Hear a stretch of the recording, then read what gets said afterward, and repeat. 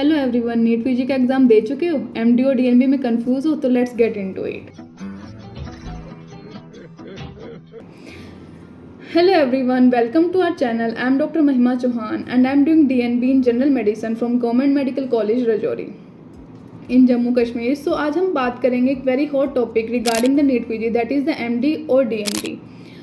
सो वैसे तो एनएमसी ने दोनों को इक्विवेलेंट माना है, एमडी को भी और डीएनबी को, कि दे बोथ आर इक्विवेलेंट। तो हम इस बारे में क्यों डिस्कस कर रहे हैं कि व्हाट टू चूज़ और हाउ टू चूज़।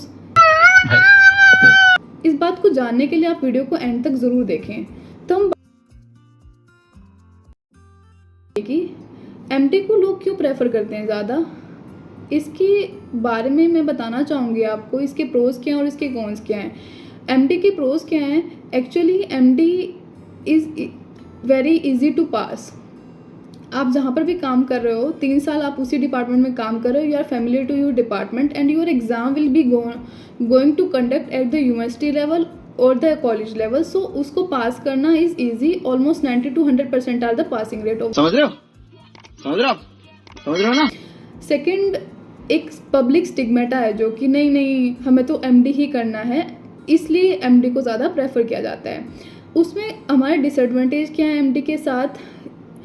एक तो बॉन्ड इशू है। आज के टाइम पे मैक्सिमम कॉलेज में जहाँ पर भी एमडी करवाई जा रही है वहाँ पर बॉन्ड लगा हुआ है, लाइक 2 years और 3 years, ठीक है। और दूसरा, अगर आप एमडी अफोर्ड नहीं कर पा रहे, एमडी की प्राइवेट कॉलेजेस की फ़ीस बहुत ज़्यादा है, जबकि अगर आप डीएनबी करोगे किसी भी प्राइवेट हॉस्पिटल से या गवर्नमेंट से, आपकी फ़ीस इक्विवेलेंट है हर जगह। आपको सेम अमाउंट ऑफ फीस देनी है चाहे आप कहीं से भी डीएनबी करो। तो जो लोग एमडी अफोर्ड नहीं कर पा रहे in private hospital, they can also do the DNB in the same branch which they want to do.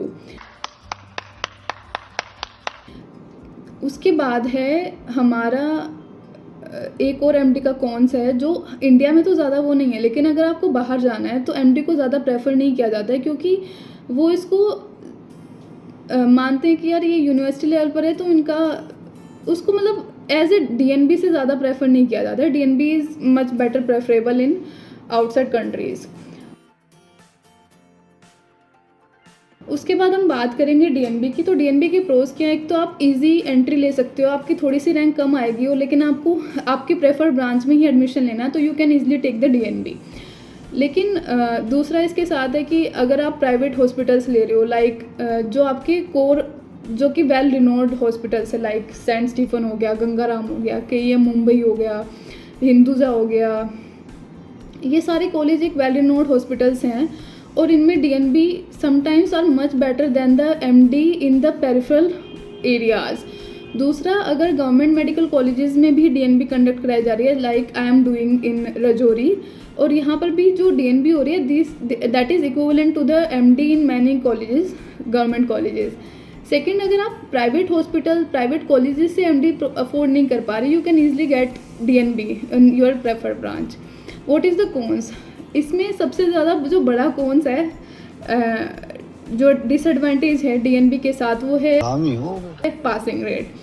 Mainly जो हम डीएनबी प्रेफर नहीं करते हैं वो इसलिए नहीं करते हैं क्योंकि पासिंग रेट बहुत कम है डीएनबी का, क्योंकि इसके जो एग्ज़ाम्स होते हैं वो सेंट्रल यूनिवर्सिटी लेती है, एनबी लेती है, एनबी कंडक्ट करती है, और उसमें इंटरनल एग्जामिनर्स का या फिर हॉस्पिटल जहाँ पर भी आप काम कर रहे हो, जो कॉलेज जहाँ पर भी आप ट्रेनी हो, उनका कोई रोल नहीं है आपके एग्ज़ाम्स में। तो एक जो मेजर डिसएडवांटेज है of DNB, that is it.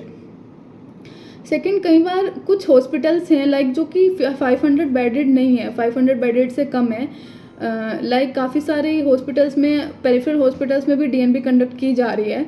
वहाँ पर अगर 500 बेडेड से कम है तो आपको मैंडेटरी एसआरशिप करनी पड़ती है 1 या 2 साल के लिए to be equivalent to the MD.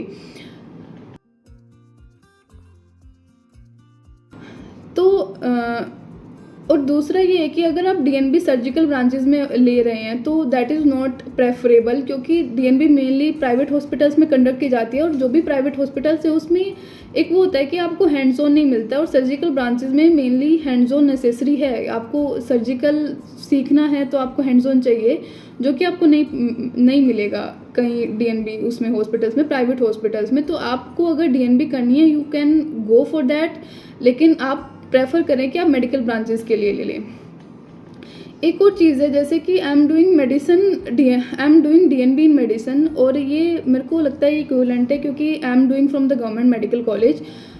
तो अगर आप चूज़ करना चाहते हैं, आपकी कोई प्रेफर्ड ब्रांच है रिगार्डिंग, और आपकी उतनी रैंक नहीं आई है, तो आप DNB प्रेफर कर सकते हैं, लेकिन कोशिश करना कि आप सर्जिकल ब्रांचेस के लिए DNB ना लें, क्योंकि हो सकता है आपको, या तो आप पता करें कि आप जो भी आपको कॉलेज उस रैंक पे आपके रैंक पे मिल रहा है, वहाँ पे पता करो कि आपको वहाँ पे हैंड्स ऑन प्रोवाइड होगा कि नहीं होगा, उधर सीनियर से कंसल्ट करके देखो, ठीक है। लेकिन अगर आपकी मेडिकल ब्रांच है, ठीक है, आप मेडिकल ब्रांच चूज़ करना चाहते हो, no doubt you can go for the DNB very safely. खत्म, bye bye, tata, goodbye, गया। Thank you all. If you feel the video informative, then do like, share and subscribe.